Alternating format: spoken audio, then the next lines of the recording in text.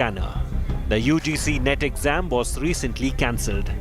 The results of CUET exam for college admissions are delayed. The NEET for postgraduate admissions has been rescheduled for August 11th after a last-minute cancellation. The credibility of competitive exams in India are at stake. Bureau Report, India Today.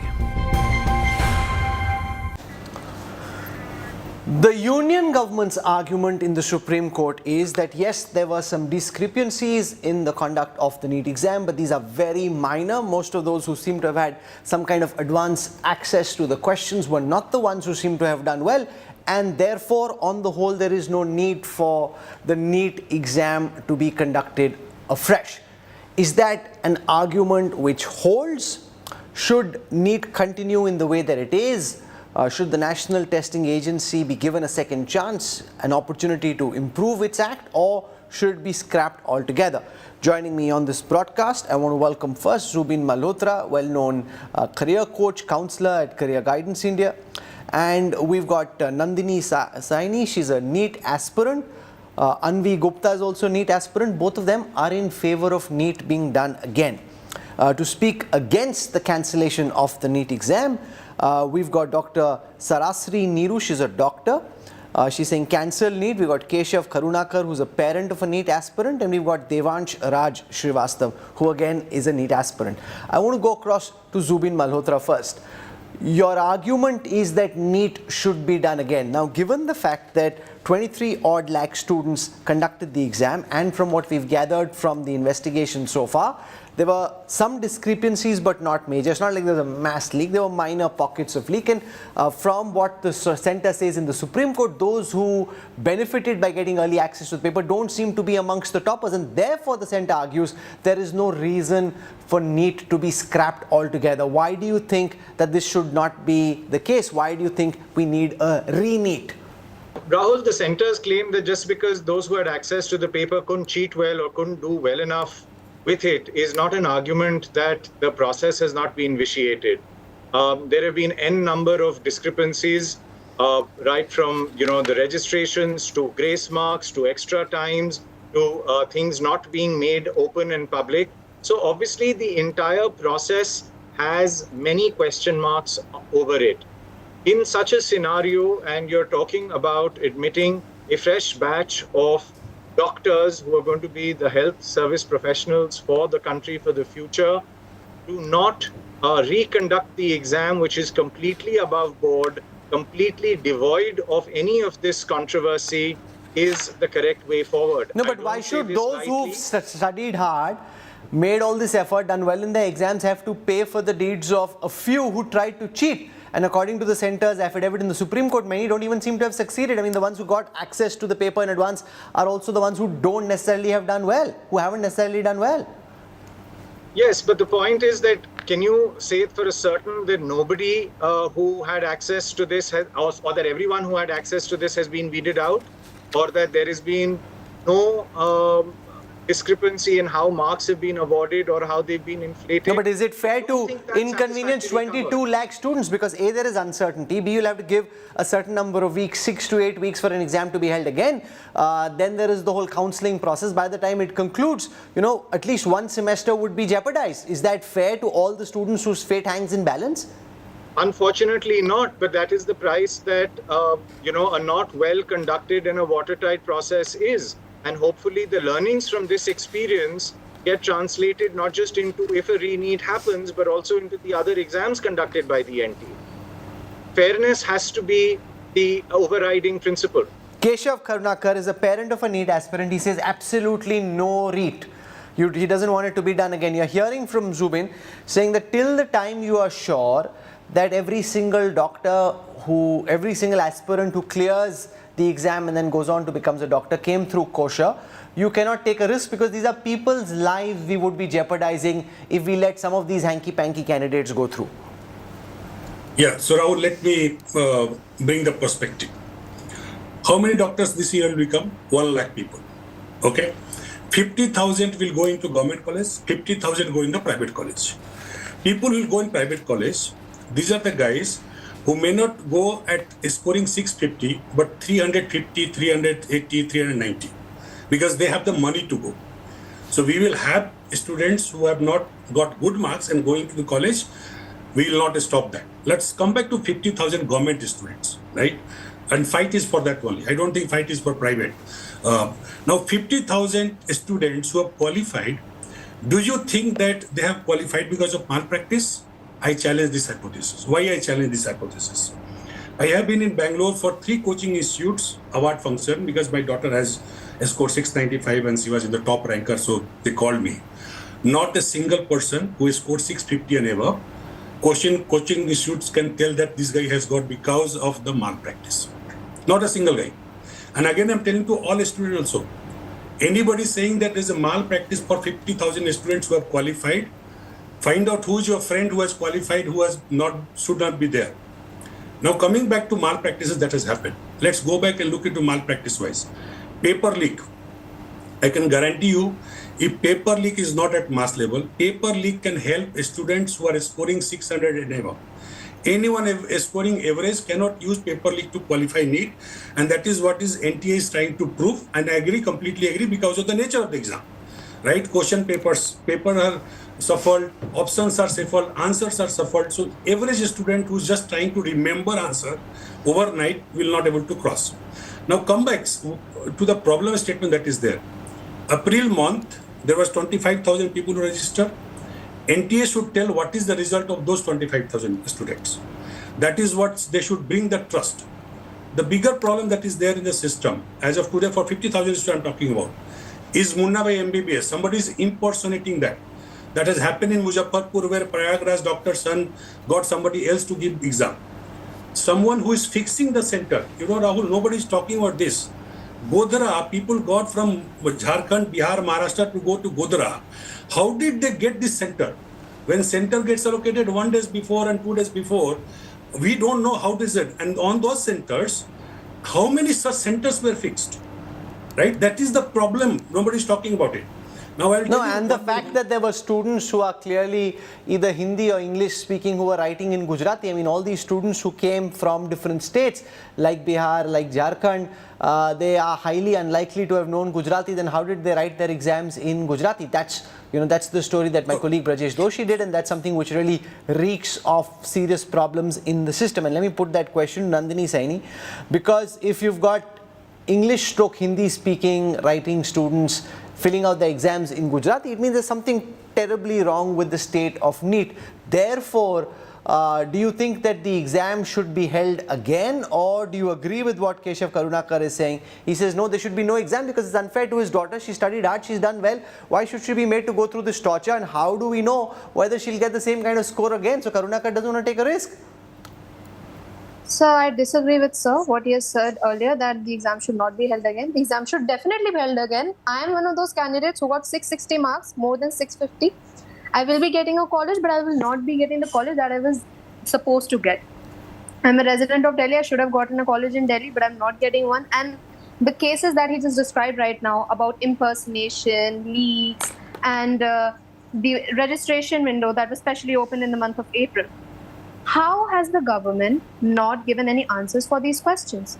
How is it, and why is it that they're taking so much time to describe all these answers? If genuine students gave the examination, they studied hard, they've gotten the marks that they were getting prior to if ReNEET has to be held, and if ReNEET is held again, they will definitely get those marks again. If not those marks... No, but there can be no guarantee, because I remember that I took the GMAT, I got 710. Now, there are times when I may have scored 690, 700. There was the odd time when I may have scored 730, 720 in the mock exams. So I remember from my own example that there is no guarantee if I took the same paper again that I would get the same marks. Thoda upar, thoda niche, both of this is possible. I mean, it can be argued by those who don't agree with your point of view that because you got 660, you think if you took the paper again, you could get a little bit more, which is why you're pushing for the exam to be done again. So it really comes down to individual choice and what you think might happen. See, I agree. I have given a lot of mock tests myself. Either I will get more marks or the marks lesser than what I've scored originally, right? But this is not just about Nandini Saini here. It is about all the 23 lakh candidates who gave NEET this year. I'm not the only one who's sailing in the boat alone. Each and every kid who gave NEET is sailing in the same boat. Segregating all those people, if they were supposed to segregate those people, shouldn't they have done that earlier? Why are they taking so much time? And if they say that no leak has happened on a massive scale, then why is it that the CBI is still investigating all these other kids who were involved in the fraud? And why is it that they're still doing some arrests right now at the very moment that we're speaking? There is no answer for these questions. Okay, let me put that question to Devansh Raj Srivastav. You don't want the exam to be cancelled, but every week new discrepancies emerge. Students from Jharkhand, Bihar going to Gujarat, writing the paper in Gujarati. I mean, the level of the scam seems to keep increasing. It may not be mass, but cheating is bad enough, and therefore it's being argued that, you know, there's so much doubt that's been created. The only way it can be cast aside is that if you wash the slate and start afresh, do the exam again. Sir, because the thing is that the reconducting the whole retest for all the 24 lakh applicants, it is seriously a hectic situation for all of us. Because, sir, when we prepare for this competitive exams now, in the last 2 months, it is so much hectic schedule for all the students who barely work hard for to get enrolled into the medical colleges, for studying for the 17 hours, studying for 15 hours a day, because it will be a very hectic schedule for all of us if we if the retest is to be conducted again. So I don't think so that there is any need to conduct the whole retest for all the 24 lakh applicants. And sir, there were malpractices. Yes, obviously we all know that there were some malpractices in the other states also, Jharkhand, Bihar, Chhattisgarh, Gujarat, Godhra. And sir, the thing is that what is the major thing is happening now, there is time loss for all of us, because sir, the counselling has to be conducted in the July 1st week and it has not been delayed to the 3rd week. The loss what is happening is mainly to the students only. The counselling has been delayed. Yeah, for everybody else, it's a matter of debate, a matter of discussion. It's the students who are the actual ones who suffer. Sarasri Niru, you're a doctor. You're saying cancel NEET. Why should the exam be cancelled? I mean, given the fact that about 24 lakh students appeared in the undergraduate exam, 4,750 centers, 571 cities, 14 international equations. It's so mammoth. I mean, because there was some stray instances of wrongdoing, should the entire exam be scrapped? NEET lost its credibility due to the recent paper leakage and its irregularities. NEET exam patterns favors only affluent students who can afford private coaching institutions, and which does not afford students who cannot afford private institutions, private coaching institutions, but who can secure high marks in class 12. Because of loss of coaching centers, they lost their dreams to pursue medicine, as their dreams to never get fulfilled.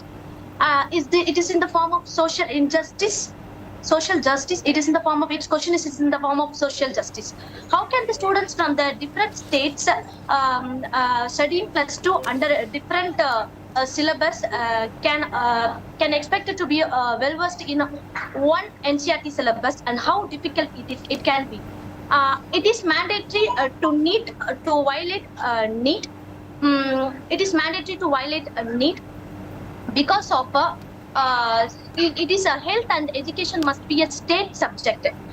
So education and health must be brought back under the state list. Okay, so you're making a larger argument against the very format of the NEET exam itself, that it inconveniences and is biased against those who've studied in state boards, because it largely draws from the NCERT, CBSE syllabus, and therefore for those who come from state boards, they don't have an equal opportunity, and it goes against that. Zubin, you want to come in on that the state boards, because the counter argument is that if it's only held at the state level, then the scope of discretion is much more. Many meritorious students are actually left out. Whoever can pay capitation, whoever can find a way of bribing some of these colleges can find a way of going in, and therefore you need a standardized test, whether it's SAT, GRE, GMAT. These are standard exams. There's no jugaad that you can do in them. You need to go out, sit, study and clear the papers. Rahul, the answer to this lies, talk to any student or parent 20, 25 years ago who was running from city to city, state to state, trying to figure out which exam to give, which not to give. And because every state used to have its own medical and engineering entrance exam, AIMS would then have a separate one and JIPMER would have a separate one. And it was absolute chaos. And obviously, a student sitting in one part of the country would not be able to get a fair shot at other medical colleges across the country. So yes, you do need a nationalized standard entrance exam. Can the way that the current NEET UG is being done, can it be made better? Most certainly. And a couple of years ago, there was a harmonizing of syllabus across central and state boards, especially in the science subject areas. So I think that to a large extent has been covered. You can increase the number of languages in which the exam is conducted, which makes it an even more level playing field for students from across the country. However, what I find as a personal peeve really is that this one exam once a year, once a day, why cannot important exams like these or engineering or law be conducted 6 times in a year? You have a large enough question bank. No, they can be done 6 times in a year, but then how would you get admissions? Because if they happen at different times and these are staggered, how would you do counseling? Whenever and you pick your best score, and at the time when is the cutoff for the counseling, you will submit your best score from the previous 12 months. No, but I end up wasting a year because of this. No, you don't. You'll give that exam during your class 12, or if students who are dropping out, as in, so for that's very easy for you to say because you're no longer in class 12. But if I'm in class 12, I have to study for my class 12 exam. How will I find time to study for NEET? They're barely going to school. They're all anyway preparing for engineering and medicine. And God forbid, you wake up on the morning of the NEET exam, you have a bad head cold, you have a fever, your whole year is gone. So that's the counter to what you're saying. No, that's a fair point. The fact that exams, as is the case internationally, are held on you can actually pick a date when you want to do it. Whenever you feel confident, you can go out and give the exam. And these are on computers, so it's not as if you have to sit and write on paper. I mean, that really is very basic, and we should be heading in that direction. I want to go across to Anvi Gupta. She says there should be scrapping and a fresh exam. Anvi, why do you think that, given all that we are hearing and seeing, why do you think the exam should be scrapped? Is that not unfair to those who did well? Sir, it's unfair to both the parties, to the re-NEET who want re-NEET and to the ones who doesn't want no re-NEET. So the problem is it is not in the demands that someone is wanting re-NEET, someone is wanting no re-NEET. Problem is that the leaks, the irregularities are not being solved. We are also, if they accept that there has been irregularities, if they work upon it, if they solve this 25,000 puzzle that they registered on 9 to 10th April, if they investigated, if they are so, I would say, focused, determined to do this, of course, no one would want re-NEET again. But are they accepting it? The question lies is, are they accepting the leaks? Are they, which they have made arrest in the other states as well? Are they writing that in the report? Are they accepting that? Keshav Karunakar, this whole idea of the National Testing Agency itself and whether we should have a NEET exam.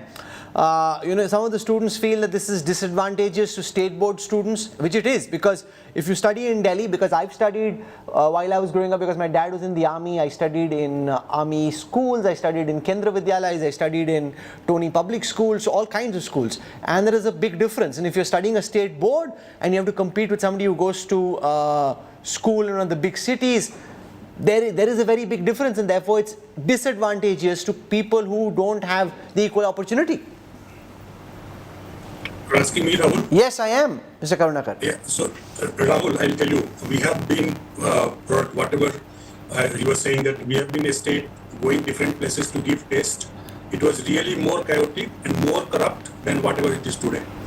Right? You go back and see the education department and engineering exams and medical exams.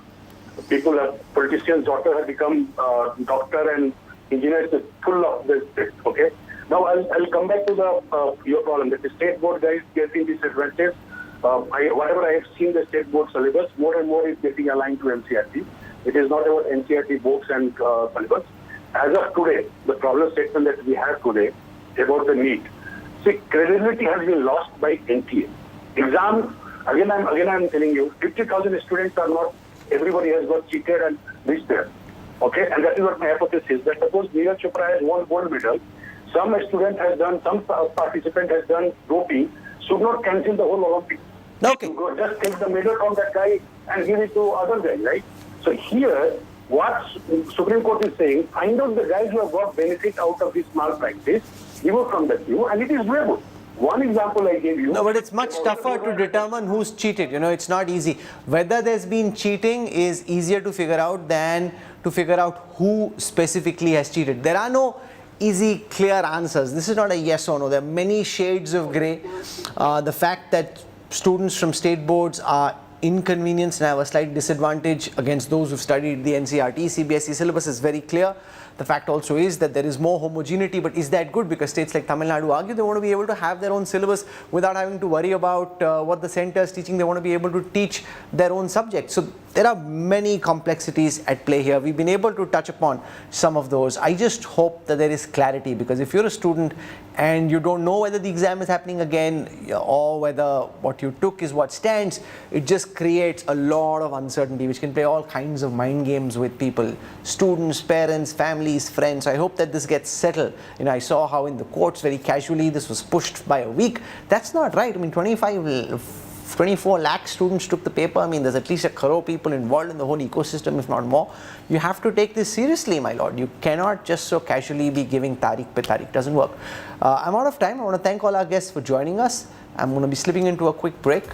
When we come back, we'll have Martin Wolf with us. Martin Wolf is one of the world's leading economic commentators, highly tracked economic columnist. He says that India will be a superpower by 2047, which is actually the task that the Prime Minister and the Modi government have also set. So why does he feel confident? Something the government's been saying. Why does an international renowned commentator feel that this could be India's century? Why is India likely to be a superpower by 2047? Listen to Martin Wolf when we come back on the other side of a very quick break. You'll enjoy this interview.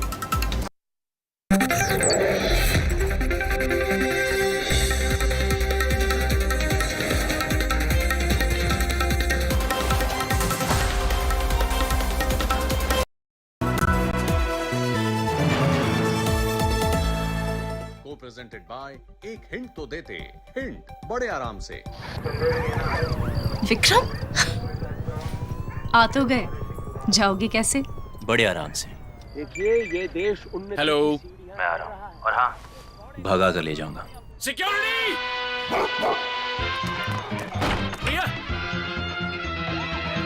भाग गए पकड़ो उनको hello बोला था ना भगा कर ले जाऊंगा विक्रम एक हिंट तो देते हिंट बड़े आराम से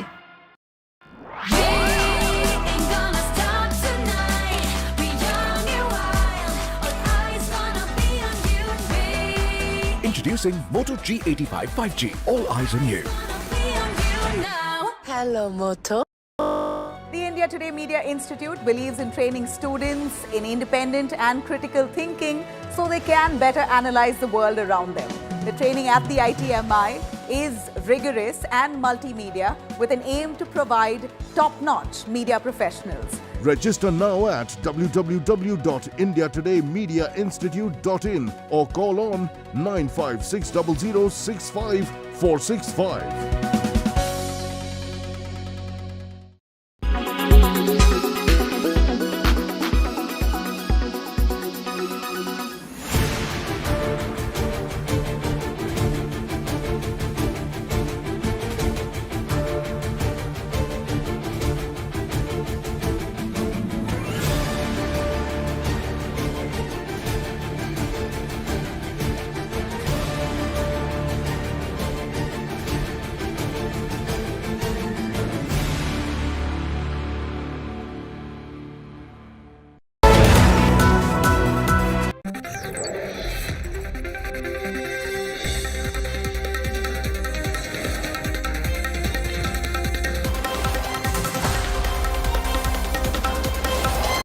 India is likely to be the world's next superpower. This is something the Indian government led by Prime Minister Narendra Modi has been saying again and again. Now, Martin Wolf, the chief economics commentator at the Financial Times, has written a widely read piece where he talks about why India will become a superpower. So I've got live with us at this time Martin Wolf from the Financial Times, joining us from London. Thank you very much, Mr. Wolf. It's a pleasure to have you with us.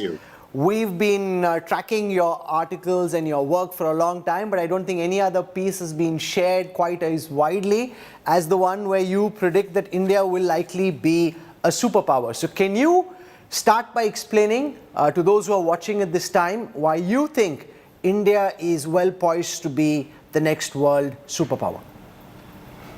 Well, I suppose it comes down to just a few things. First, as everybody knows, India is a very, very, very big country with a larger population than any other country, and that advantage will continue to grow. So, as I point out, and plausibly by the middle of this century, it will have an appreciably bigger population than China, and probably at least 4 times that of the US.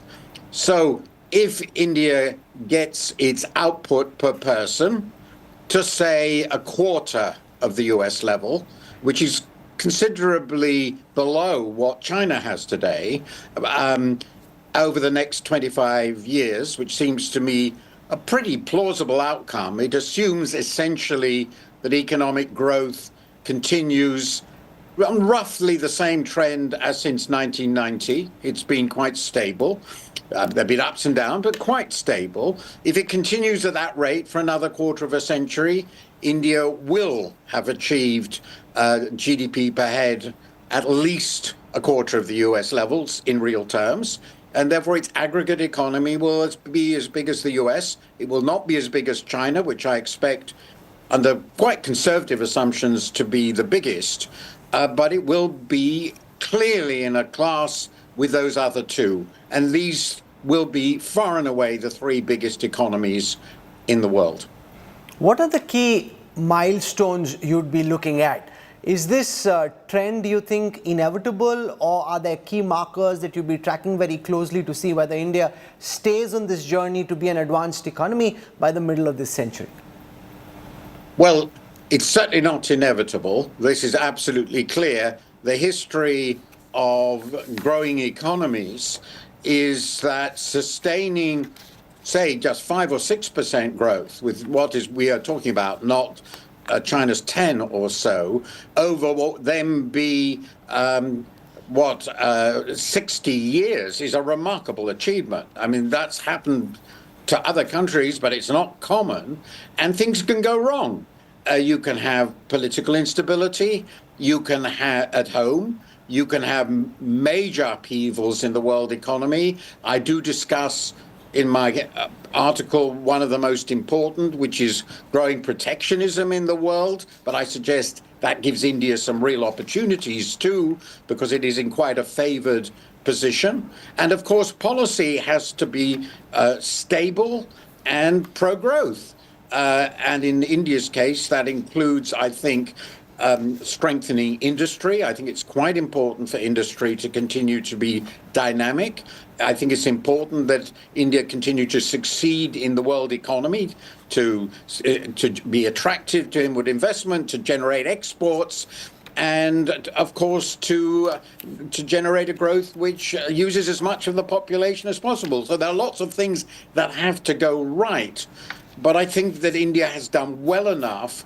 It looks to me politically stable enough. It has clearly the human resources it needs to sustain this growth, and I think it's a reasonable bet.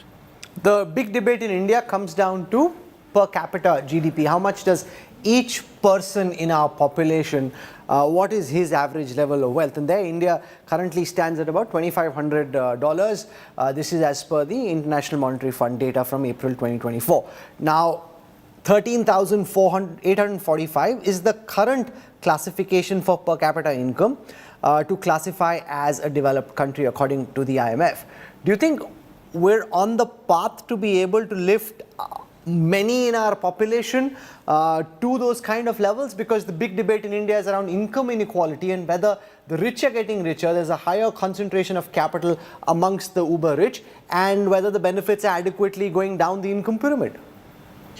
Well, I think that, and I've discussed this too, that the chances, well, that the challenge of becoming a genuinely developed, all-round developed country with a per capita income comparable to that of the developed countries, that challenge over the next quarter of a century is enormous.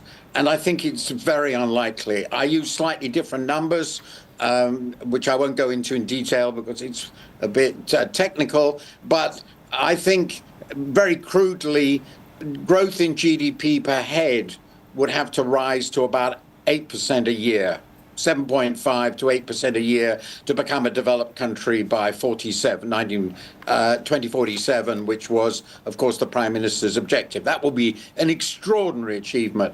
But if we assume that India continues at a growth rate of 4.5% to 5% in per capita income, perhaps a little bit more over that period, it will clearly be into the upper middle income category, which is where China is now, and it would be a considerably more prosperous country than today, at least twice as rich, and the per head. And I think that's achievable. But certainly I wouldn't pretend for a moment it's going to be easy. But becoming actually a high-income country under plausible assumptions by 2050 is, I think, a bit of a stretch. By 2060 or 2070, it's perfectly possible if the world remains reasonably safe. But this is getting on for half a century. It's a long time to think about. The IMF managing director, Kristalina Georgieva, in her recent post, talks about how the world faces a decade of tepid growth and popular discontent because India doesn't rise by herself. India rises in a global context. The headwinds at this moment are anti-globalization. Countries are becoming more insular, inward-looking. Therefore, how do these global headwinds potentially impact India's rise versus the golden period for China, where China was growing at a time when globalization was the flavor of the world at that time? There's no doubt it will make it more difficult, and I take this into account. I mean, remember, during its heyday, as you said, up to about 2012, China was growing at about 10% a year, and that was helped by its exports growing even faster. Now, I don't think the world economy would absorb that, and I also don't think India is likely to achieve that for a whole host of reasons, which we can't go into. It would be an extraordinary acceleration if India got anything close to that. But let's assume that India grows at, say, as I said, 5 or 6%, not 10. Assume the world economy growth is slow, so it's 3% or so. That means India's growth will be about twice as fast as the world economy. And of course, I also argue that would require probably exports to grow twice as fast as world exports, because at the moment, world trade and world GDP are growing at roughly the same rate. Now, that looks quite a stretch. But remember, at the moment, India is still a very small share of world exports. Merchandise exports, if I remember correctly, just a couple of percent. It's much better in services, but even then, China and the US and other countries, UK, are well ahead of it. So I think India can grow faster than the world economy.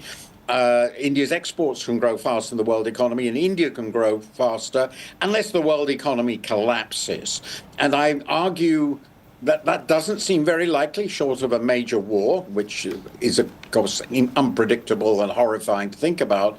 So that is possible for India. It will require good policy, and it will require, in my view, that India continues to trust that it can compete in world trade. And here India has some huge advantages. It is seen as a broadly friendly nation by Western countries. It has good relations with countries in the south, obviously not with China, but with others. And India is an obvious +1 country. We're trying to diverge No, so let's spend a moment on that, because So it's all good. No, They're so I want to good spend a moment opportunities. on this China plus one opportunity. In your column, you describe India as a, as a positive connector country.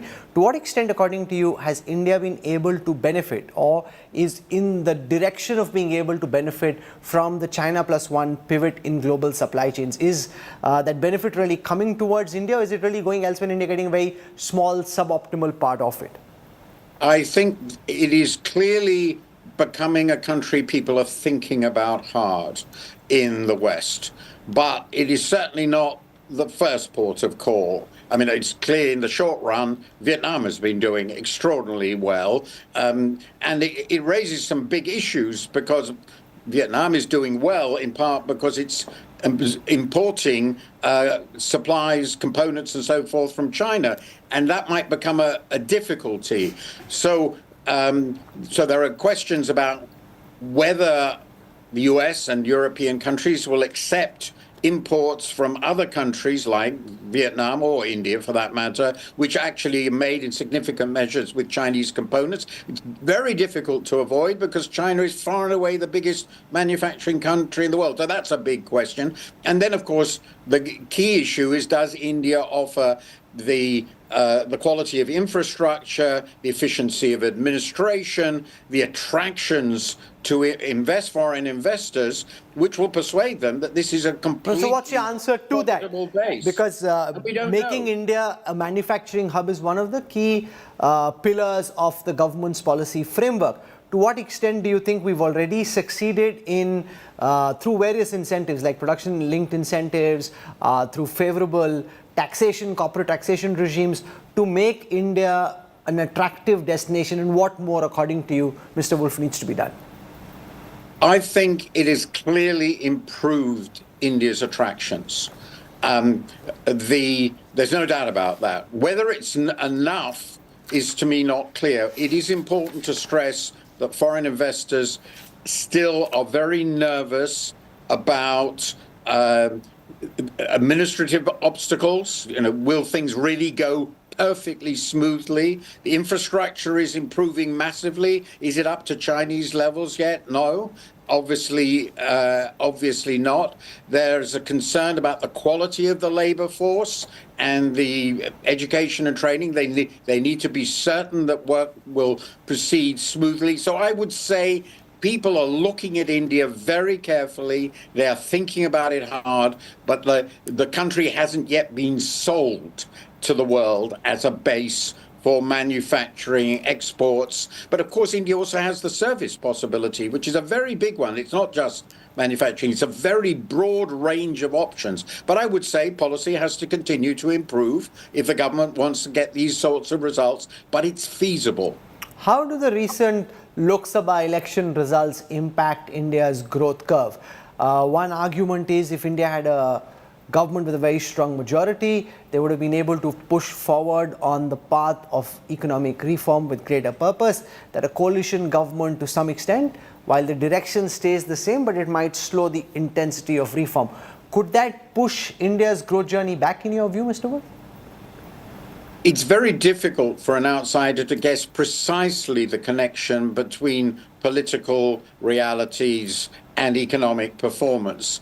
My sense from my very recent trip is that this really shouldn't derail progress.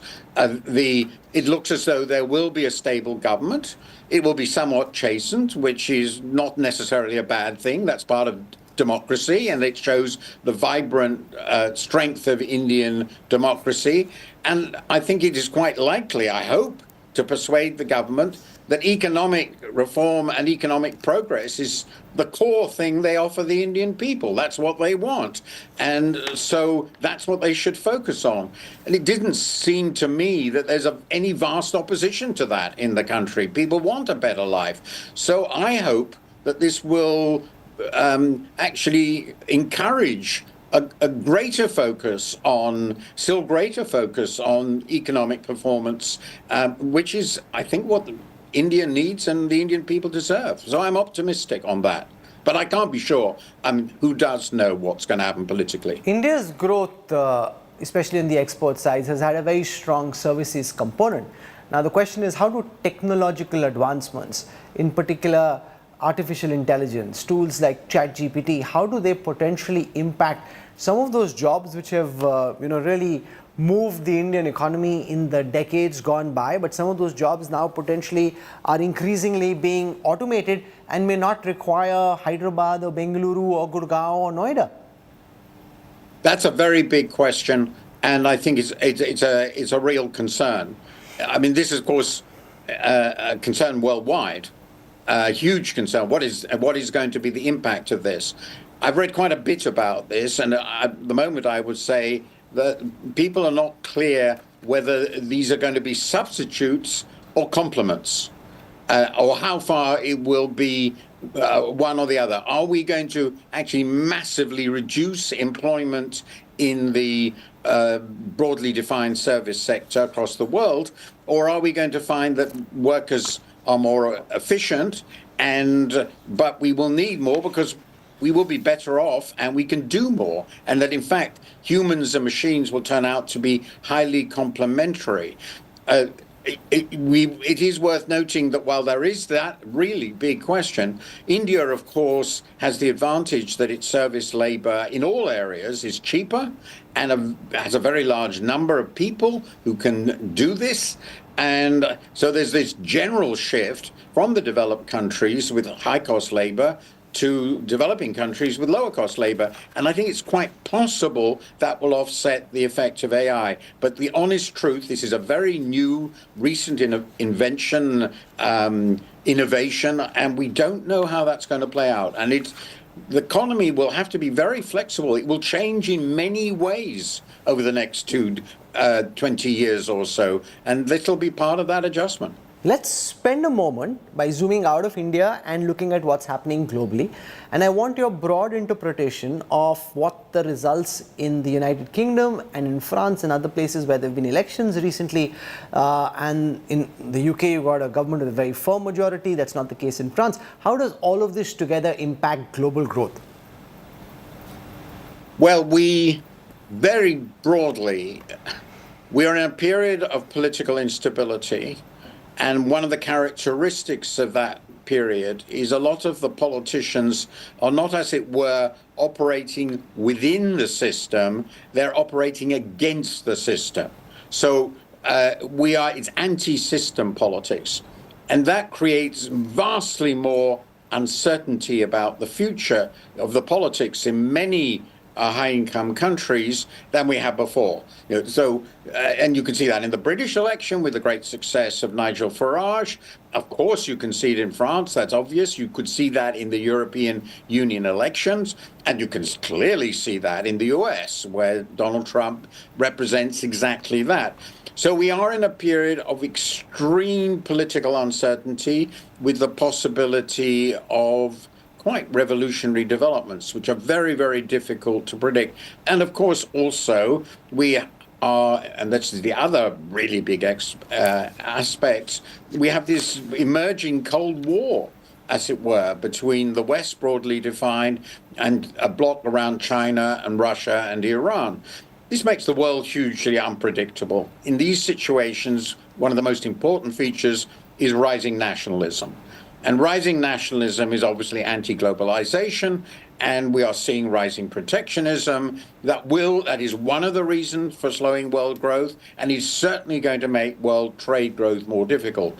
But as I said before, I do believe of the major powers, India is particularly well positioned to take advantage of what opportunities there are. But there's no doubt there are very big uncertainties about the future development of the world and the world economy and the political regimes we're going to see. In your view, is the trend towards this new Cold War likely to exacerbate? China, Iran, Russia, North Korea on the one side, a US-led bloc on the other. Is this likely to get worse, or do you think these two blocs will find a way of being able to, with tensions, coexist? That's in a way the biggest geopolitical question. And there's another possibility which must be mentioned, that if Donald Trump becomes president, that the Western Bloc will fragment to a significant degree. So we would almost have a three-way split. The relatively optimistic view is that it would become a bit like the old Cold War, where the relationships were difficult, but head-on war was avoided, and the countries that were linked to the West at that stage did pretty well. But we were separate. The difficulty with that is, of course, we hope that we will avoid war. Of course we do. But the difficulty is, of course, China is fully part of the system. It's part of the world system. So cutting it out is almost impossible. The leaving aside friction leading to war, we can imagine that the events there. The really big question is whether protectionism becomes so enormous, and Donald Trump suggests it might, that relations really break down completely, and then we could have a sudden unraveling of world trade, a real reversal, as happened in the 1930s, and that disruption will be difficult to handle. Even so, as I suggest, India has very good relations with a lot of countries, and there are going to be a fair number of chances that it might be able to pick Finally, it up. now seems more likely that Donald Trump is the front runner to be the president of the United States. How could a Trump presidency impact global trade and, in the context of your piece, India's rise? Well, at the moment, there's sort of slightly good news. Donald Trump has announced that he will impose a 60% tariff on China's goods and 10% tariffs on everybody else. Now, I don't know whether he will do that. He's a pretty unpredictable person.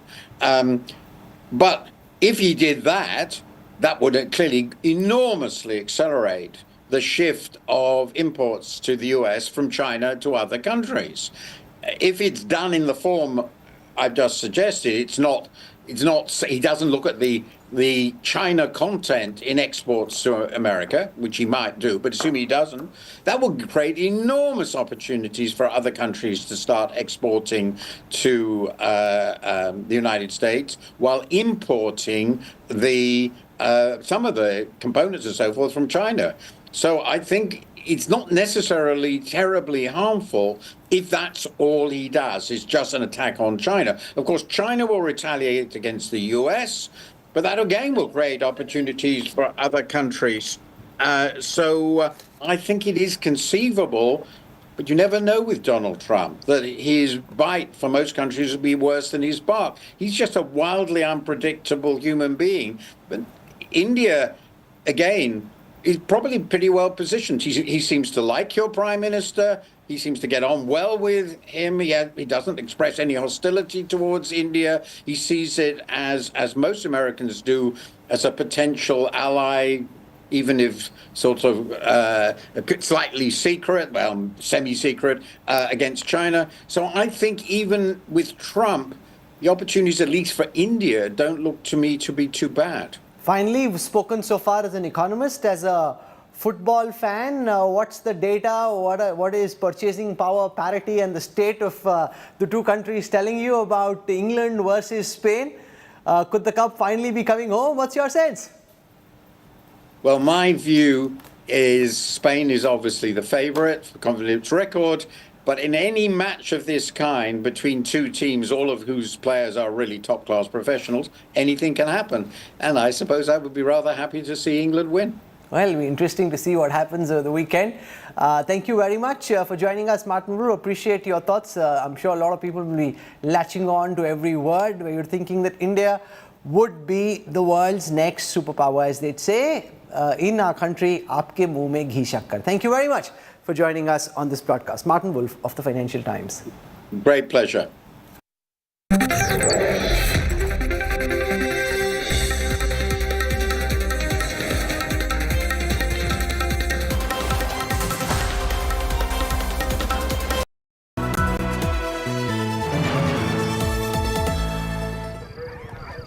Vikram आ तो गए, जाओगे कैसे? बड़े आराम से। देखिए ये देश हेलो, मैं आ रहा हूँ, और हाँ, भगा कर ले जाऊंगा। सिक्योरिटी! भैया भाग गए, पकड़ो उनको। हेलो, बोला था ना भगा कर ले जाऊंगा। विक्रम, एक हिंट तो देते। हिंट? बड़े आराम से।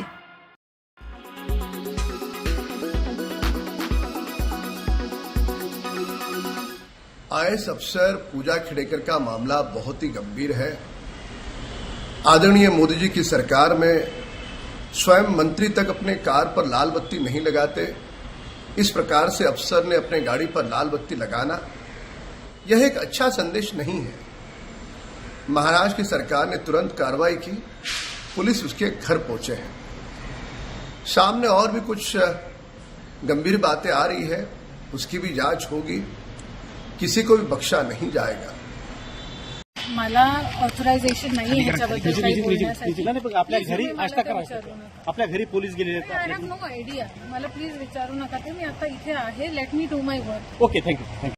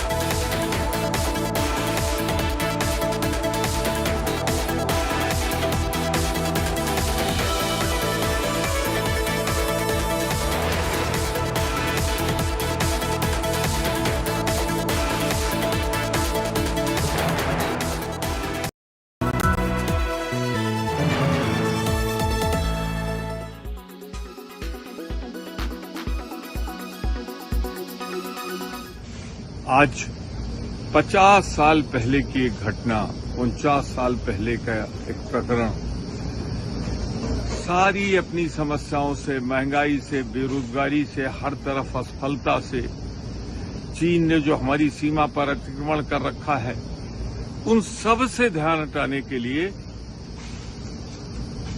मनाया जा रहा है संविधान हत्या विरोधी दिवस।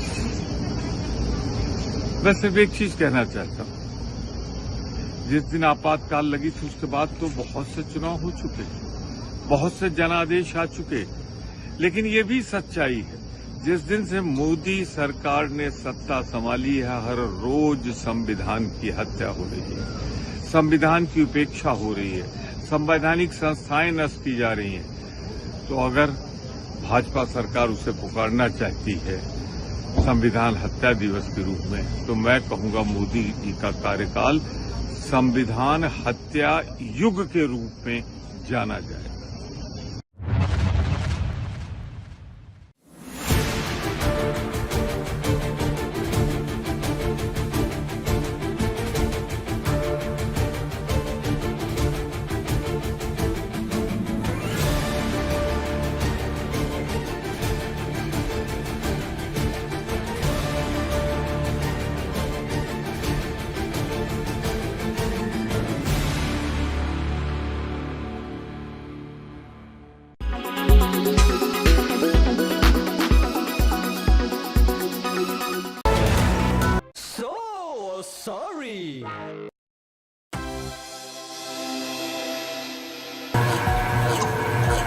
केस नंबर 35 मुरारी लाल बनाम मुंगेरी लाल हाजिर हो। जनाब ये लीजिए, ये PIL है। और PIL को IPL लिखा आपने, पिटीशन को कंपटीशन लिखा है। गलती हो गई मिलॉर्ड।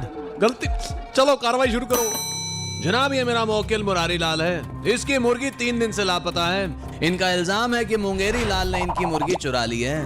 साहब ये मुंगेरी लाल मेरी मुर्गी चुरा कर खा गया है। ये आदमी 420 है माई बाप। नहीं बोल सकते 420। मुंगेरी लाल धाराएं बदल गई हैं। धारा बदल गई है? साहब मैं आजाद हूँ। अरे पकड़ के रखो इसको यार। वकील साहब आप तो नई धारा बताओ कौन सी लगेगी, मिसिंग की लगेगी या अपहरण की लगेगी? मिलॉर्ड सारी धाराएं बदल गई हैं। आपकी अगर किताब मिल जाती तो। किताब क्या मिल जाती? ऐसे बैठो आप वकील साहब, ये डिफेंस को कुछ सवाल करना है। हाँ तो मिस्टर मुरारी लाल, आपकी मुर्गी का पड़ोस के मुर्गे के साथ क्या संबंध था? वकील साहब वो दोनों दोस्त थे। Point to be noted milord. एक मुर्गा और मुर्गी कभी दोस्त नहीं हो सकते। इनकी मुर्गी पड़ोस के मुर्गे के साथ भाग गई है। ये मामला चोरी का है ही नहीं।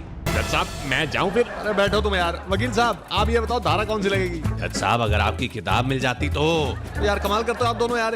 हैं एक धारा नहीं याद होती आपको? किताब लाना जरा। जनाब वो तो दूसरे जज साहब ले गए। साहब मेरी मुर्गी। साहब मैं जाऊं, आजाद हूं ना मैं। अरे कोई धारा बताएगा? जज साहब धारा बताने से पहले मैं कुछ कहना चाहता हूँ। कई साल की मेहनत के बाद मैंने सारी धाराएं याद की थी, रट्टा लगाया था। अदालत में वही धाराएं मैं फराटे से बोलता था। कई केस जीते थे मैंने योर ऑनर, लेकिन अब धाराएं बदल चुकी हैं। अब फिर से नई धाराएं पे धाराएं, धाराएं पे धाराएं, धाराएं पे धाराएं मिली है मिलॉर्ड, लेकिन याद करने का टाइम नहीं मिला। The court is adjourned.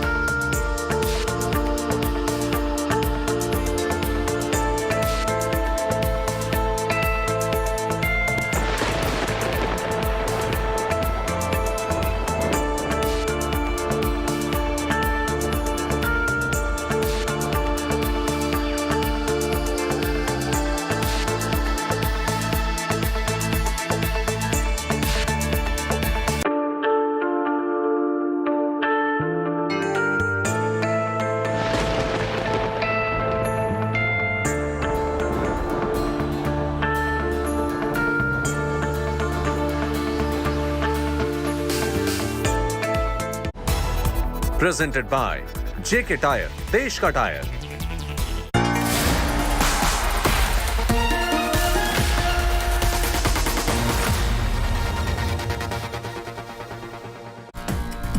Hello and welcome. You're with the news today, your primetime destination news, newsmakers, talking points, the big talking point, Samvidhan Hatya Divas. The government has declared 25th June as a day to commemorate this 1975 emergency. Back to the emergency. Is this simply a headline grabbing exercise by the Modi government? Also, on a day when Arvind Kejriwal gets interim bail from the Supreme Court, his lawyer, top advocate Abhishek Manu Singhvi will tell us the significance of the court's verdict. But first, as always, it's time for the 9 headlines at 9. Major relief for Delhi Chief Minister Arvind Kejriwal. Top court grants him interim bail in the Enforcement Directorate probe. Enforcement watchdog's power to arrest comes under the Supreme Court's radar. All 9 candidates fielded by Eknath Shinde-led Mahayuti win in the Maharashtra MLC elections. Maharashtra Vikas Aghadi bags the remaining 2 seats. Constitution face-off escalates. Government announces June 25th as Samvidhan Hatya Divas. Prime Minister Modi hails the move, says Congress murdered democracy during emergency era. India bloc hits out, says the Prime Minister is diverting from real issues. Trouble mounts for Pune's IAS trainee Pooja. Government sources say she faces severe action if credentials found to be fake. Mother's video brandishing gun at a farmer triggers outrage. Karnataka Chief Minister Siddaramaiah denies a role in the Mysore Urban Development Authority scam charge, says he's being targeted as he's an OBC, calls it a conspiracy against his government in an interview to India Today.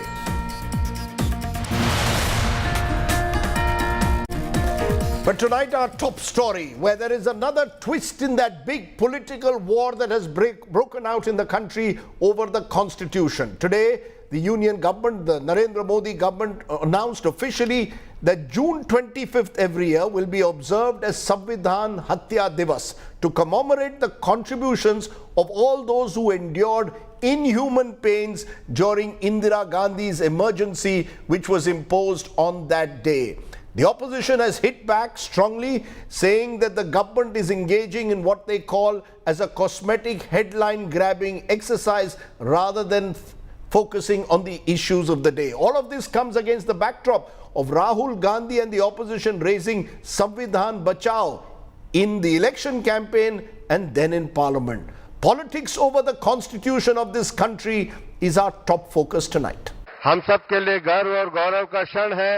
माननीय प्रधानमंत्री जी संविधान को नमन कर रहे हैं। भारत माता की, भारत माता की। The showdown over Samvidhan escalates. The Narendra Modi government has announced that 25th June, the day former Prime Minister Indira Gandhi imposed a nationwide emergency in 1975, will be observed as Samvidhan Hatya Divas. Union Home Minister Amit Shah made the announcement on X and wrote that the emergency was a brazen display of Indira Gandhi's dictatorial mindset. Prime Minister Narendra Modi called the emergency a black chapter in Indian history. ये बहुत अच्छा निर्णय है क्योंकि हमको एक example set करना है कि भविष्य में कांग्रेस पार्टी ने जैसे संविधान की हत्या की ऐसा कभी दोबारा ना हो। कांग्रेस पार्टी संविधान की हत्या करते हैं और फिर नाटक करता है, संविधान का कॉपी पकड़ के लहराने का नाटक करता है। ये बहुत गलत बात है। The Congress hit back at the centre, calling it a headline-grabbing exercise. कभी-कभी मुझे बीजेपी पर, अमित शाह पर और नरेंद्र मोदी जी की सोच पर हंसी आती है। जिस संविधान को उनके पुरखों ने रिजेक्ट कर दिया था, जिस संविधान के तार-तार करने में उन्होंने कोई भी कसर नहीं छोड़ी है, आज वो इस तरह के दिवस मनाने की बात कर रहे हैं। पूरा देश असल में 4 जून को मोदी मुक्ति दिवस मनाने जा रहा है। पूरा देश हर दिन रोजगार हत्या दिवस मना रहा है। तो इस तरह की बातें करके मुद्दों से आप भटका नहीं सकते। West Bengal Chief Minister Mamata Banerjee claimed that everyone is afraid under Modi's rule. आज सब देश में सबसे ज्यादा इमरजेंसी तो मोदी जी का टाइम नहीं हो रहा है। तो जो टाइम में आप अगर देखें कि नेशनल मीडिया का नाम पे जो क्रिमिनल लॉ जो चेंज कर दिया, उसमें आपको पता ही नहीं चलेगा क्या किया, किसी को बात भी नहीं किया। तो एवरीबॉडी इज अफ्रेड। तो इमरजेंसी हम लोग सपोर्ट नहीं करते हैं। During the Lok Sabha election campaign, the opposition had accused the Modi government of trying to destroy the constitution framed by Ambedkar and other freedom fighters. After suffering electoral reverses in Uttar Pradesh, the Modi government has been trying to corner the Congress over its Samvidhan Bachao slogan. The Samvidhan Hatya Divas now takes the fight over constitution to the next level.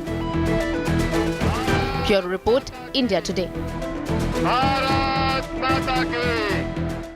Let's raise the big question there. Samvidhan Hatya Divas. Is this simply a headline-grabbing exercise by the Modi government? Is the Congress still haunted by the ghosts of 1975? Is the Modi government looking at politics through the rear-view mirror? Is this a bid to blunt the opposition's Samvidhan Bachao plank? Just some of the questions we'll raise.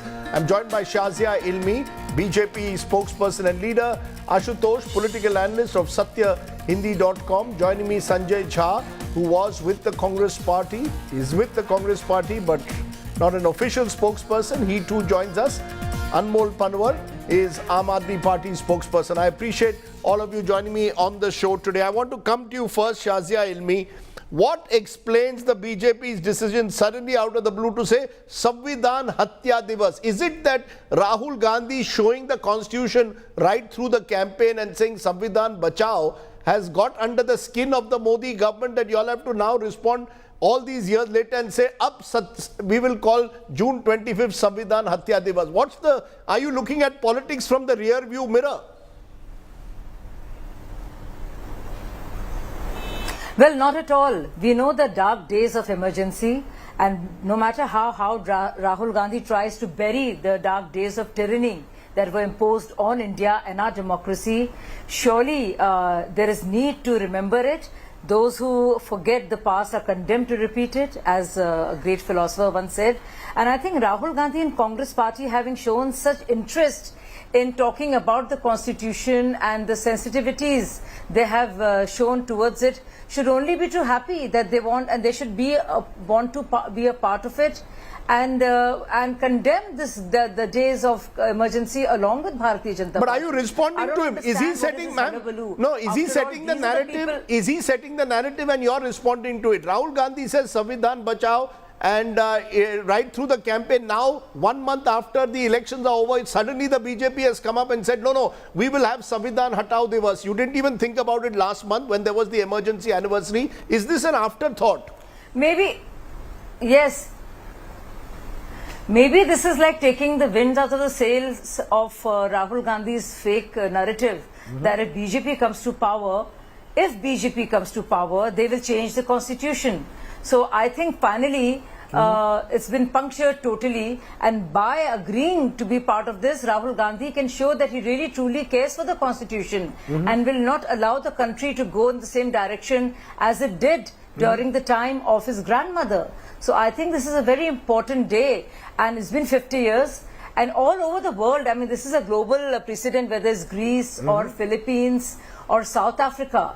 They do celebrate the day they were freed from the tyranny of colonial powers or Axis powers or other powers, external powers. So I think it's very important for us to remember as Indians what our democracy means to us, what our constitution means to us. It is a final commitment that BJP is showing to the constitution. Surely that's a good thing. Okay, surely that's a good thing. Sanjay Jha, you want to respond? According to Shazia Ilmi, it's a moment of remembrance. People must remember what happened on June 25th, 1975. Surely no one, including in the Congress party, can today hold a brief for what happened on that day when constitutional rights were suspended. Rajdeep, good evening. A couple of points. What Mrs. Gandhi did was an official emergency, and it lasted 21 months. What we have seen since Mr. Modi became Prime Minister in 2014 is an undeclared, unofficial emergency, which is stealthy, which is slimy and surreptitious, which is, frankly speaking, more dangerous for the people of this country. Just take one example, how they amended the UAPA laws in 2019 and basically made the law, which was earlier applicable to groups, to individuals, and we have seen how the harassment has continued thereafter. And you have over 10,552 cases of UAPA cases since 2014 to 24. And guess how many convictions? 2%. I mean, this is basically, I think, a triumph for Rahul Gandhi and the India Alliance. Because during the elections, Rajdeep, the whole conversation on the threat to India's constitution, which, by the way, was articulated by BJP leaders. So I really fail to understand as to how can the BJP be so double-faced and hypocritical as to come on TV shows like yours and say, you know what, but let's go back to 1975. Well, the truth is that we have witnessed since 2014 a brutal authoritarian regime that has no pretensions, Rajdeep, about what it intends to do. Just let me make 2 points very quickly. 2 examples will suffice. Number one, the electoral bond scheme, where you had a party that was blatantly using mafia tactics to extort money from corporates, either for their political campaign finance or to threaten them with dire consequences if they did not. I don't think we can be blind to that. And my second will be the great washing machine model. I don't think anybody in this country needs to know how the ED, CBI and income tax have become instruments of political vendetta. So the BJP can try all the tricks that it does. You remember, Rajdeep, they called August 14th as Partition Horrors Remembrance Day. Did anybody even remember that a year later? No. These are all cosmetic efforts on the part of a beleaguered party that suffers from a massive guilty conscience because they know what they have done to civil liberties in this country. Sanjay, I've heard you patiently. You made some very strong points, which I'll get Shazia to respond in a moment. But Ashutosh, is there a middle ground between what we heard, the view by Sanjay Jha saying who is the BJP, which according to him has had an undeclared emergency in the last 10 years to even ask about remembering the emergency of 75? Do you believe there's a middle path where people will say, look, at the end of the day, why should this generation not know what happened in 75? Surely it's only when we remember the past that we won't make the mistakes in the future. See, Rajdeep, history is a very, very different ball game altogether, because when you are trying to remember and want the next generation to be reminded about what happened on the 25th June 1975, then this should also be reminded to the people who were supporting this emergency. Unfortunately or unfortunately for the BJP and the RSS, one of them was Balasaheb Devras and many RSS workers. I'll cite three sources. One is by TV Rajeshwar. He writes in his book, India, the Crucial Years, during emergency, Balasaheb Devras was in jail and he wanted to connect with Indira Gandhi and Sanjay Gandhi. And one of the reasons, and they also appreciated the steps taken by the government at that point of time. One of the reasons was one of them was the family planning among the Muslims. This has never been contradicted ever by the BJP or the RSS ever. Then again, because one can always say that Rajeshwar has written on his own some fiction, but then Balasaheb Devras in his own book, Hindu Sangathan Sattavadi Rajniti, जो उन्होंने लिखा है, उसमें वो कहते हैं 15 अगस्त 1975 को दिल्ली के लाल किले से राष्ट्र को संबोधित करते हुए जो भाषण आपने दिया, मिसेस गांधी को उन्होंने चिट्ठी लिखी थी 22 अगस्त 1975, जहां वो इंदिरा गांधी की तारीफ कर रहे हैं. This is not the end of it. When Mrs. Gandhi did not respond to any of the letters of Balasaheb Devras, when he wanted his own RSS workers to be freed unconditionally, and he had gone, he had appreciated Mrs. Gandhi. Let me complete, Rajdeep. Then he had written a letter to Vinoba Bhave, and in this letter is a slap on the face of those who want to celebrate this. मेरी आपसे प्रार्थना है कि आप प्रधानमंत्री के संघ के विषय में जो गलत धारणा है उसे दूर करने का प्रयास करें. उसके फलस्वरूप संघ के स्वयंसेवक कारागृह से मुक्त हों और आज देश में जो सभी क्षेत्रों में उन्नति की योजनाएं प्रधानमंत्री के नेतृत्व में चल रही हैं, उसमें संघ और संघ के सेवक भी अपना योगदान दे सके. यानी Balasaheb Devras. Ashutosh, the fact is people were arrested, RSS workers were arrested, Vajpayee ji, Advani ji, several hundreds of people were put behind bars. Let's not hold a brief for what happened in 1975 simply because Balasaheb Devras writes to Mrs. Gandhi to try and get his RSS workers out. That doesn't mean he endorses the emergency. Things are... Rajdeep, Balasaheb Devras has endorsed emergency. This letter of his own to the Vinoba Bhave categorically establishes this. He's saying कि संघ के स्वयंसेवक कारागृह से मुक्त और आज देश में जो सभी क्षेत्रों में उन्नति की योजनाएं प्रधानमंत्री के नेतृत्व में चल रही है, उसमें संघ और संघ के सेवक भी अपना योगदान दे सके, ऐसी स्थिति का निर्माण हो. Do you endorse it today? All these years later, would you, as a journalist, as an activist, no. Would you endorse it? I'm only exposing the hypocrisy of the Sangha Parivar and the BJP. Nobody in his senses will endorse such a draconian step taken by Congress party under the leadership of Mrs. Indira Gandhi. But those who are trying to tom-tom and blame Congress and for others, they have their own black history. And that black history is open for them. So they want to condemn Congress. They should condemn Balasaheb Devras. Okay. Let me come to Anmol Panwar, because Anmol Panwar, all of this is, just a minute ma'am, all of this is happening on a day, all of this is happening on a day when the Aam Aadmi Party leader Arvind Kejriwal has been granted interim bail in the ED case, but he remains in jail on the CBI case. The Aam Aadmi Party, will it take a stand on the 75 emergency? I want to understand from opposition political parties, are you all one on the issue that 75 is a dark moment in our history and should that be remembered or not? Rajdeep ji, no one in a democracy will endorse proclamation of emergency. It is indeed very ironic that the ones who themselves are murderers of constitution and democracy are talking about Samvidhan Hatya Divas. The assault on the constitution and democracy occurred on 21st of March when they blatantly misused the central agencies like the CBI and ED and arrested a 3-time elected chief minister who won with an overwhelming majority in a false and fabricated case in which even after 2 years of investigation, they have failed to recover a single penny and there's no direct evidence against them. The assault on constitution and democracy occurred when the central government promulgated an ordinance and then passed the GNCTD Amendment Act, which diminished the powers of the elected governments of Delhi over services.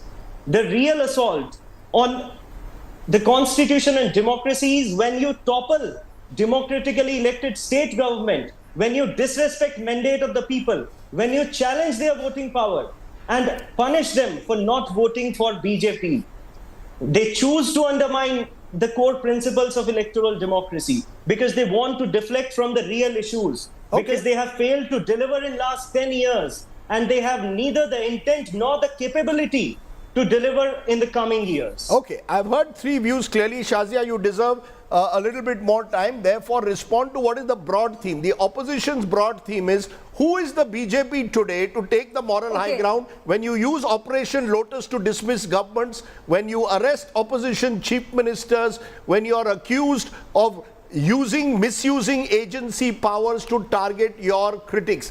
Respond to that. You don't have the right moral high ground, you cannot take anymore. Rajdeep, we have to distinguish first and foremost from facts and real happenings to charges and speculation. All that is being said, I mean, it's a work of either semantics or speculation that this is what BJP has been doing.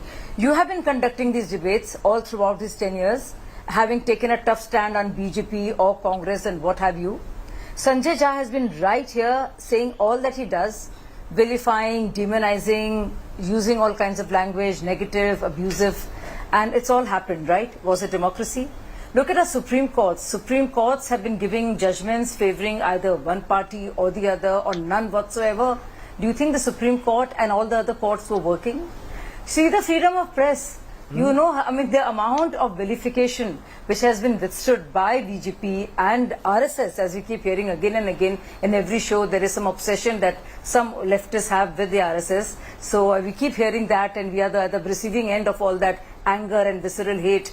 So we've been hearing that day in and day out ad nauseum. So there's a difference between any kind of autocracy or emergency or non-emergency. We've been having elections, all the court proceedings have been happening, and as far as the opposition is concerned, just look at them. I mean, look at how much they scream and shout. But I think every time now Rahul Gandhi tries to peddle the fake narrative of if BJP comes to power and with the 400 mark and more, we will change the constitution, he will have to think twice. Because the reminder will be of his party, of the tyranny that they unleashed on the people of India. So you are admitting that this is a reaction to Rahul Gandhi. You are admitting in a way. No, I'm not admitting anything. You are admitting in a way that this is a reaction to Rahul Gandhi. No, those are your words. Okay. No, those are your words. Okay. I'm just saying that every time the constitution is talked about, this will be a point that will be there. Because constitution was talked about, and there's a difference between what has actually happened in the history, and we know that, to what can happen, and what people fear may happen. There is a big difference between the two. That point is well taken. No, because you gave a lot of time to all three of them. The ratio is 1:3, I think. Yes. So I think we have every right to tell the people of this country and to the next few generations as to who misused the constitution, who killed the spirit of the preamble by adding the word socialist, secular, who imposed and used Article 356 90 times, 50 times alone in Indira Gandhi times to topple the elected state governments. As far as Anmol Pawar is concerned, I would like to tell him that, you know, there is a whole case here. There is Manish Sisodia, there is K. Kavita, there are 3 officers, I mean former officers now, and 9 businessmen who have been arrested. There is a case as solid as that in place. Do you know, Anmol, had it been emergency, there would have no means of seeking any interim bail whatsoever. Okay. And as far as Ashutosh can I respond? And his Just a minute. obsession with Let her RSS, finish, please. isn't that looking at the rear view? Isn't that looking at the rear view? Okay, so you're Isn't saying... that looking at the rear view and going in the past you've answered and each of them. what one person said against the other? You've answered each of them, and I want each of them, therefore, to respond to specifically what you've said. Starting with you, Sanjay Jha, the specific comment made by Shazia Ilmi is that every time now Rahul Gandhi holds up the constitution, the BJP will say, it's your grandmother who destroyed the constitution. Who are you to talk of Samvidhan ko bachana hai? Respond. Well, Rajdeep, here is the hard truth. That Rahul Gandhi is now setting the agenda and the BJP is basically following him. You absolutely hit the nail on the head, because this is the BJP's response after being empowered for 10 years. And I think Ashutosh is right. The ideological guru of the BJP supported the emergency, but I need to tell you upfront, the emergency was a terrible aberration. It should never happen again. But since the BJP spokesperson said, let's not get into the realm of speculation, let's look into facts, Rajdeep. The truth is that India's ranking on the World Press Freedom Index, she went on and on about media freedom. Let me educate her here. India's ranking is 159 on 180 when I read it last, Shazia Elmi. Get to know your facts. Number two, and very important, go back to this campaign that they have done since 2014, Rajdeep. It hasn't got the attention it deserved. Mr. Modi and Mr. Shah talk about a double-engine sarkar. You know what it implies? It basically tells the people of this country that if you don't vote the BJP in the state when they are in the center, do not expect the center to actually take care of your needs, whether it's financial, security, or whatever. It's almost like an implied threat. To my mind, it is the most anti-democratic, anti-constitutional facade of the BJP that hasn't been exposed, but on your program, because it is one of the few where conversations are civilized, I need to put that out in the middle. The third point, she said, let's not get into speculative stuff. I agree with you. Look at what the Supreme Court said, Rajdeep. Go back to the Chandigarh mayor election. A blatant fraud being done live on camera. And the Supreme Court's words were, and I'm quoting the Supreme Court, a murder of democracy, a mockery of democracy. This is not Rahul Gandhi. This is not Akhilesh Yadav. This is not some kind of a scribe who supports the left liberal political ecosystem. And my last point, if this competitive thing continues, tomorrow the Congress comes into government. I would like to answer and that. It might say, just yes, 1 minute. I would like to come in. Let her finish. Let him finish. Yeah, just 15 seconds. The Congress or the India Alliance comes into government, and they announced that February 27th will be called as Genocide Horror Day. I think that kind of politics, I think we need to avoid it. And I think the BJP is playing the typical crude, exhibitionistic, and what I call is the fascist playbook is play by the symbols. I think the people of India understand their game clearly. Okay. Ashutosh, the charge against you is that you are looking at politics from the rear view. When you quote Balasaheb Devras, 1975, situation very different. Let's be clear, whether what happened in Chandigarh during the mayor elections, terrible. But the fact is, can it be compared really to what happened in 1975 when all constitutional rights were suspended? The nature of what happened between 75 and 77 makes it almost unparalleled. Therefore, when Rahul Gandhi puts up the Samvidhan today, the BJP is perfectly entitled to say your grandmother was the one who murdered the Samvidhan in 1975. Absolutely, Rajdeep. There is no doubt about it. So, okay, I will not go back in history. I will not talk about Balasaheb Devras because many people have problem with the Balasaheb Devras, including JP Nadda, because he said the BJP has become very dependent on him. Let's go back to Deen Dayal Upadhyay. In 1985, Bharatiya Janata Party adopted by a resolution integral humanism, which is an official ideological document of the BJP. BJP has not disowned till this date. So that is in present. And this is the book. This book is called Integral Humanism.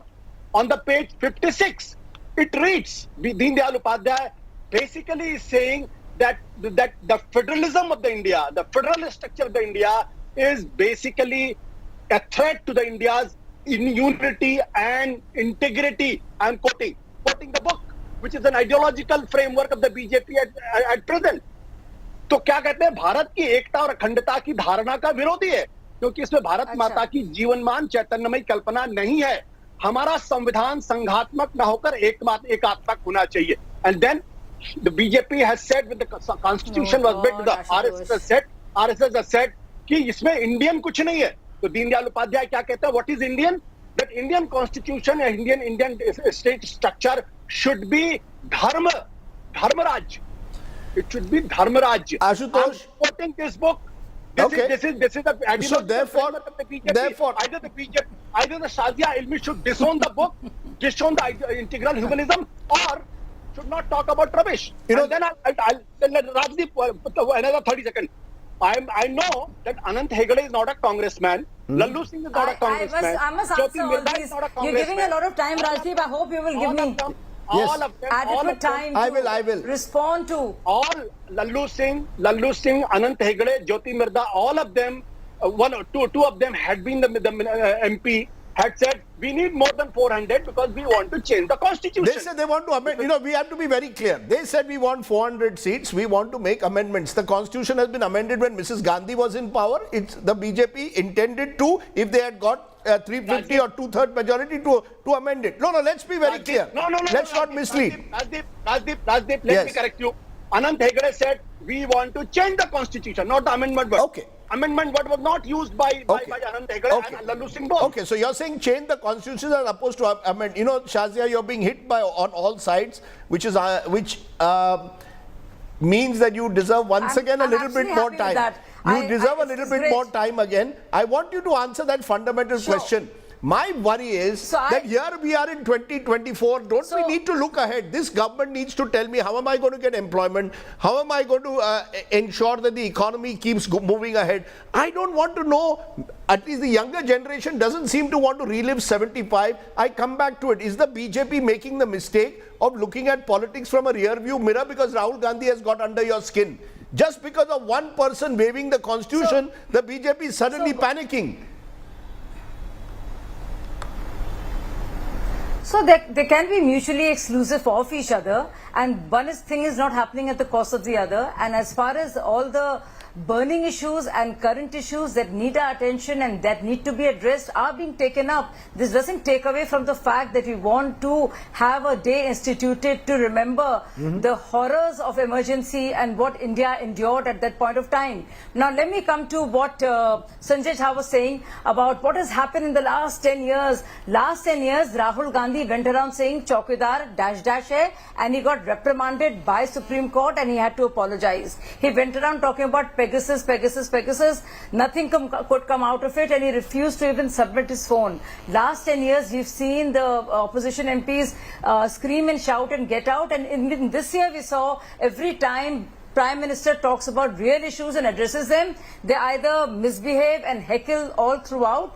We want justice kind of a thing, they chant, or they walk out when they find it unbearable. So we've seen that. Unlike Sanjay Jha, I will not quote the foreign agencies. We do not follow Rahul Gandhi, who goes crying and whining to UK and Germany and like other leaders of the Congress party who go crying to Pakistan to seek help vis-a-vis democracy and all the institutions he feels are endangered by democracy.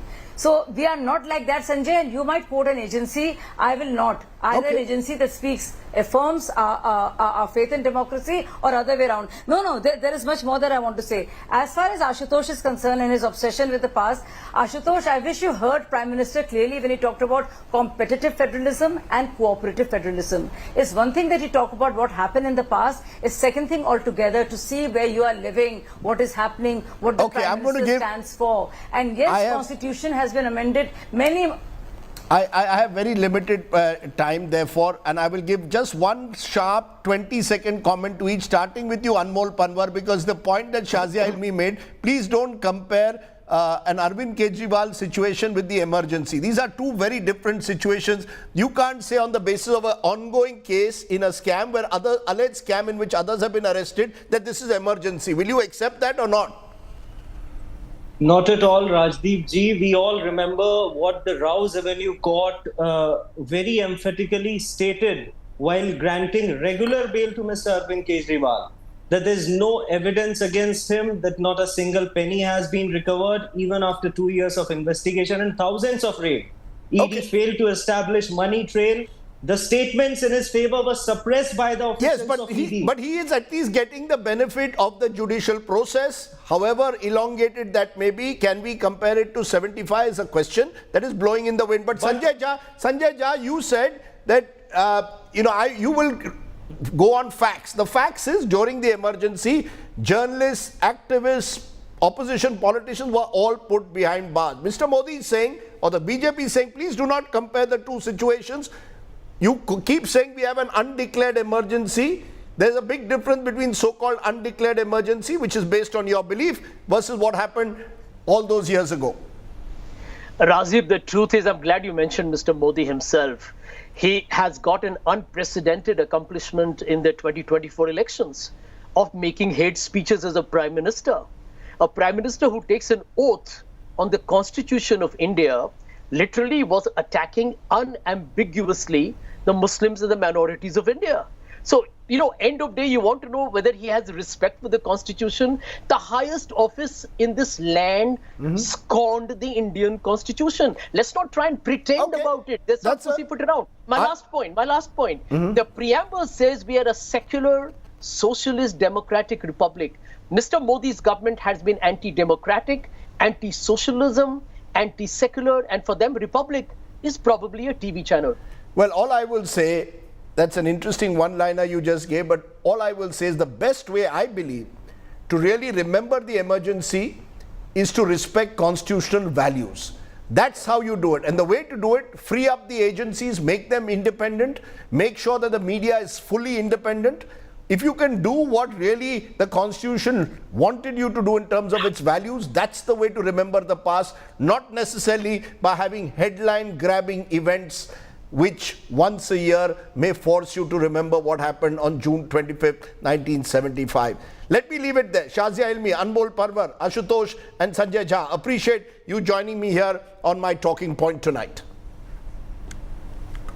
Okay, let's turn to another big story. In a significant development today, the Supreme Court of India granted interim bail in the Enforcement Directorate case to Delhi Chief Minister Arvind Kejriwal. However, Kejriwal will remain in Tihar jail because the CBI also has a case against him. Either way, the Supreme Court has sent out a strong message to agencies about whether there is a necessity for arrest in each PMLA case. Take a look. Relief for Arvind Kejriwal from India's top court. The Supreme Court on Friday granted interim bail to the Delhi Chief Minister in the Enforcement Directorate's excise policy case. But Kejriwal will remain in Tihar jail, as he was also detained by the Central Bureau of Investigation on charges related to the alleged liquor policy scam under the Prevention of Corruption Act. The Supreme Court's bench has referred Kejriwal's petition challenging his arrest by the ED to a larger bench. The interim bail granted to Kejriwal could potentially smoothen the process for obtaining bail in the CBI